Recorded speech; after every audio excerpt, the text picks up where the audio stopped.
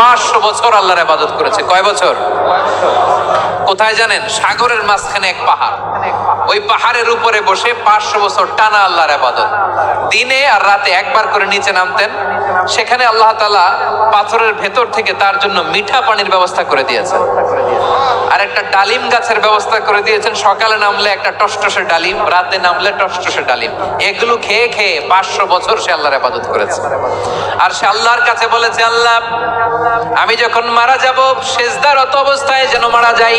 ঠিকই আল্লাহ সেজদারত অবস্থায় সাইয়েদনা আজরাইলকে পাঠিয়ে দিলেন। সেজদারত অবস্থায় লোকটা মারা গেল। 500 বছর ইবাদতের পরে আল্লাহর দরবারে কিয়ামতের কঠিন ময়দানে যখন লোকটা হাজির হয়ে যাবে, আল্লাহ বলবেন, আদখিলু আবদি আল জান্নাতা বিরহমাতি, আমার বান্দাকে আমার দয়া, আমার ভালোবাসা দিয়ে জান্নাতে ঢুকায়া দাও।